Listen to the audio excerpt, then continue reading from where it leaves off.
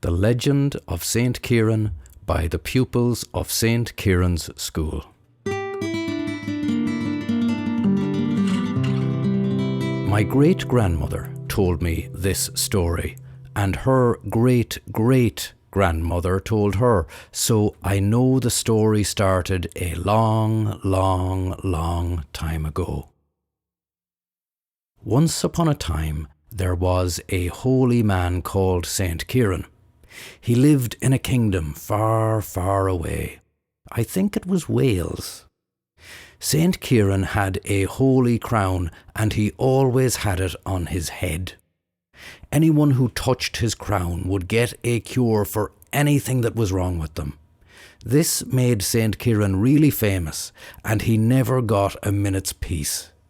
People were always looking for a selfie with him, and in those days you had to draw the selfie, so it took up a lot of his time. One day, St. Patrick came on a visit. He had been in Ireland getting rid of the snakes, and a venomous one had bitten him. He was badly poisoned and was feeling very depressed. He came to St. Kieran to be cured.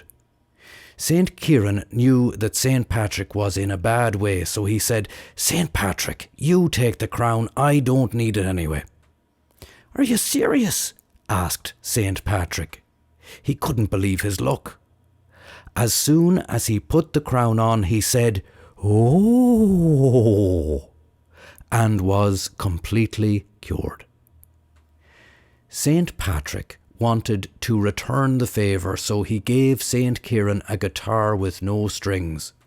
Saint Kieran laughed, "This guitar is no good to me with no strings." Saint Patrick answered, "If you go to Ireland, this guitar will help you to build a church. It will play music when you are in the right place."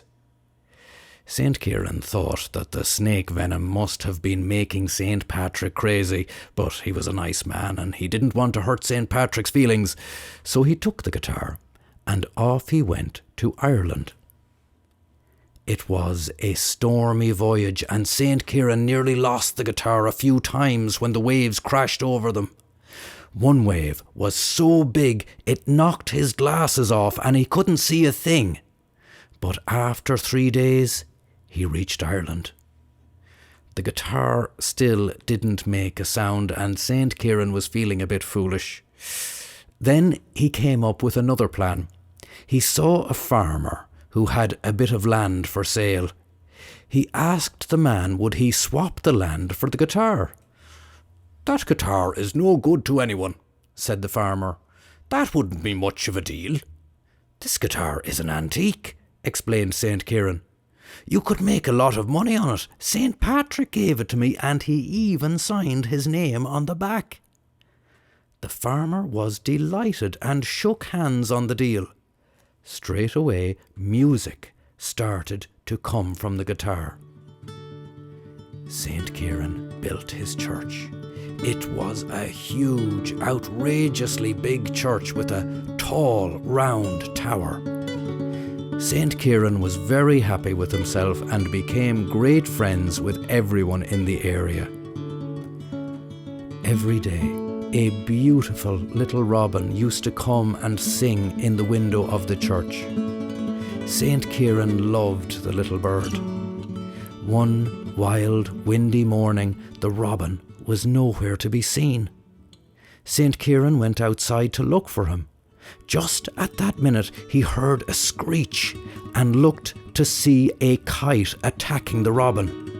He was trying to tear him with his sharp beak and long talons. The robin was crouching down, hiding in the branches. Even though Saint Kieran was a fairly old man, he climbed up the tree like a man in his 20s. Saint Kieran shook his fist at the hungry predator and shouted, "Get out of here!" The kite changed his mind about his meal and flew off into the clouds. The poor little robin was badly injured, and Saint Kieran took him home to look after him. Little by little, the robin got stronger, and one day he hopped out the window and was gone. Saint Kieran didn't see the robin for a few weeks, and every day he wondered what had become of him. Then one night, some fierce, hairy Vikings jumped into a ship and made their way to Ireland. It definitely wasn't going to be a friendly visit. They were coming to steal and burn and destroy.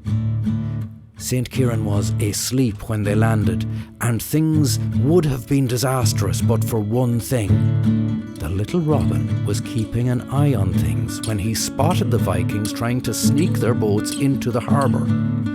He flew to Saint Kieran's bedroom window and tapped as hard as he could with his little beak. Saint Kieran didn't mind being woken up because he was overjoyed to see his little friend. He didn't stay happy for long though. He looked out the window and saw the light from the Vikings' torches snaking up through the fields. He grabbed the church bell and rang it with all his might. The guitar with no strings started playing in the village. The noise woke everyone up. They quickly gathered all they could and made for the round tower. Saint Kieran managed to get them all in, just in the nick of time. The hairy, scary Vikings were furious. They were hopping with rage. They were roaring like bulls. But there was nothing they could do, and they had to leave empty-handed.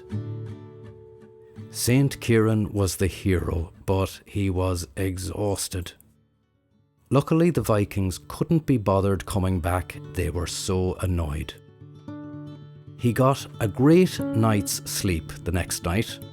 I think he lived happily ever after that. The end.